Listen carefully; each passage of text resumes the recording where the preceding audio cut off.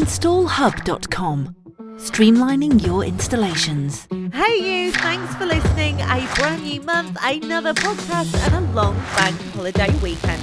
Now with it being a special one because here in the UK we are in fact making history this weekend. A ceremony will take place to see His Majesty King Charles III crowned alongside the Queen Consort at his coronation on Saturday the 6th of May, so tomorrow. So in celebration, I thought maybe we could have a little history lesson of our own, but obviously of a little more relevance.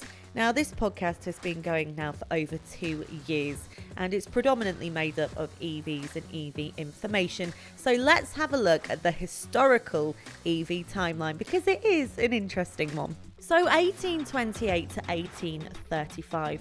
Horse and buggies are of course the primary mode of transportation at this time, but innovators in Hungary, the Netherlands and the US think to the future and they're creating some of the first small-scale electric cars. So that's where it all began.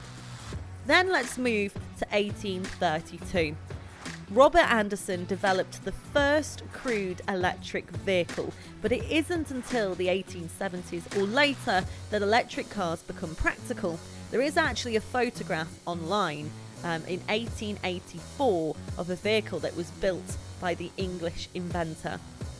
1889 to 1891, William Morris from Desmond's Lower creates the first successful electric vehicle over in the States. So we're away, electric vehicles are now a thing. Moving on to 1899, compared to the gas and steam powered automobiles at the time, electric cars are quiet, easy to drive, and of course they didn't emit smelly pollution. They quickly became very popular with urban residents, especially women actually. Now the 1900s to 1912. By the turn of the century, electric vehicles are all the rage in America, accounting for around a third of all vehicles on the road. Now there's a lot of photographs of New York City around this time, just showing loads of electric vehicles on the road, and you thought it was a new concept. 1901.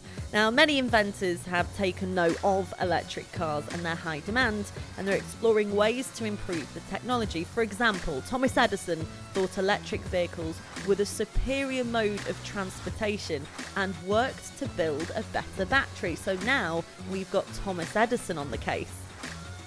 Also in 1901, the world's first hybrid electric car is invented. Again, you thought it was a new concept. Now, Ferdinand Porsche, who was the founder of the sports car by the same name, creates the Lohner Porsche Mixte, which is the world's first hybrid electric car. And the vehicle was powered by electricity stored in a battery and a gas engine. So there you go, hybrid was born. In the same era, the mass-produced Model T makes gas-powered cars widely available and affordable. Now in 1912, the electric starter is introduced, helping to increase gas-powered vehicle sales even more. And there's actually a picture of Henry Ford with the first Model T.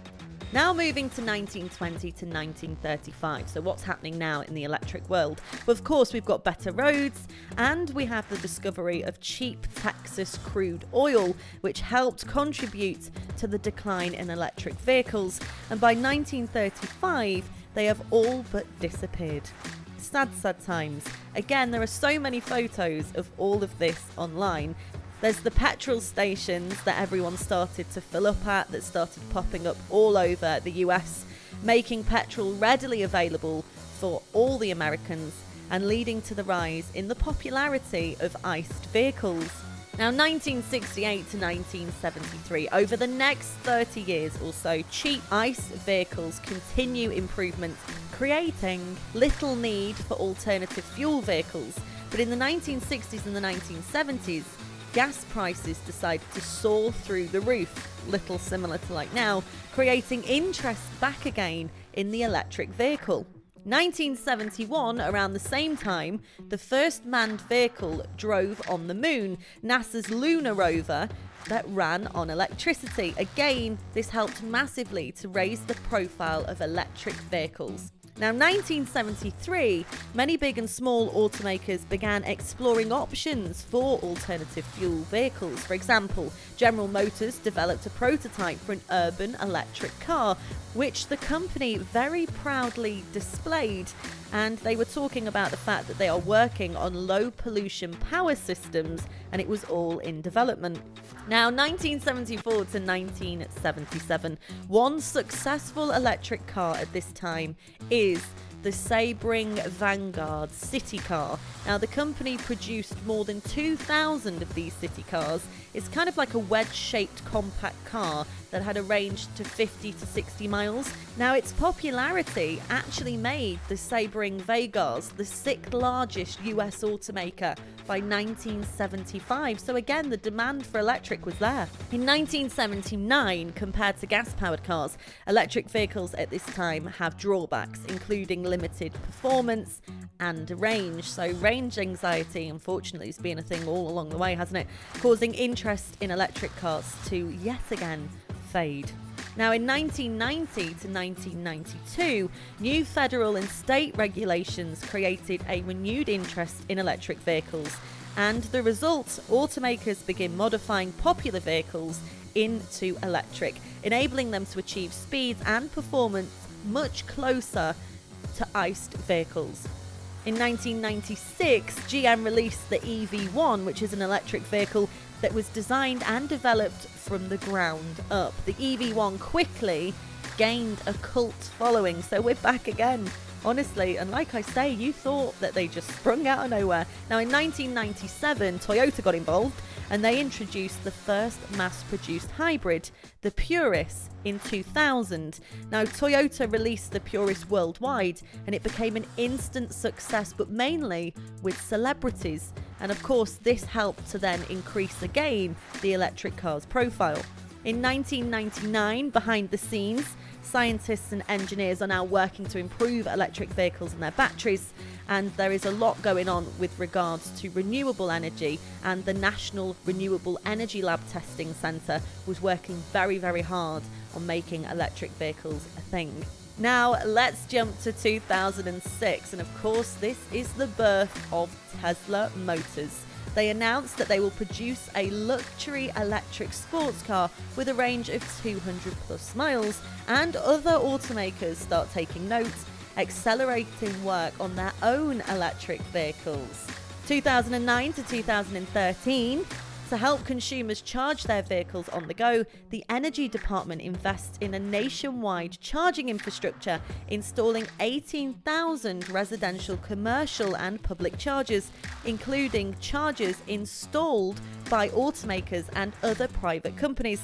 Now, in 2009 to around 2013, to help consumers charge their vehicles on the go, the Energy Department invests in a nationwide charging infrastructure, installing 18,000 residential, commercial and public chargers. Now, jumping to 2010, GM released the Chevy Volt, making it the first commercially available plug-in hybrid. The Volt used battery technology developed by the Energy Department. Also in 2010, the Nissan Leaf was released, the all-electric zero tailpipe emission car. And in January 2013, Nissan began assembling the Leaf in Tennessee for the North American market, thanks to a loan again from the Energy Department. We've got a lot to thank for the Energy Department. In 2013, the battery is the most expensive part in an electric vehicle, but again, thanks to investment by, you guessed it, the Energy Department, battery costs dropped by 50% in just 4 years, helping again to make electric vehicles more affordable for the consumer. In 2014, consumers now have a multitude of choices when buying an electric vehicle, including hybrids, plug-in hybrids and all-electric. Now, today there are currently hybrids and all-electrics everywhere, but this is where it all started. 2015, electric vehicles hold a lot of potential for helping America create a more sustainable future. Now, over in the US, they transitioned all the light-duty vehicles to hybrid or plug-in electric vehicles. Now, they realised that they could reduce their dependence on foreign oil by 30 to 60%, while lowering the carbon pollution from the transportation sector by as much as 20%. So it's all starting to make sense, and it's a no-brainer. So from 2015 to now, 2022, and here we are in a thriving EV industry. Now, fossil fuel powered vehicles can still be made up until the end of 2029, and of course second-hand petrol and diesel cars will be permitted to go on sale after January 2030. But as we know, the Transport Secretary continues to target 2035 as the date by which all new cars and van sales will be emission-free vehicles. And there we go. It's been a long journey for the electric car, but finally, with commitment and backing, we're getting there. So I just thought, with it being the 100th episode, it was only right we paid homage to the start of the electric vehicle, because without it, well, I wouldn't be doing this podcast. Thank you so much to everybody who listens and subscribes and hopefully enjoys the pod. All credits to energy.gov with their time history of the electric car, and I thank you again for listening and subscribing. From everybody here at installHUB, we hope you thoroughly enjoy your long bank holiday weekend, and I'll be back with you on Friday.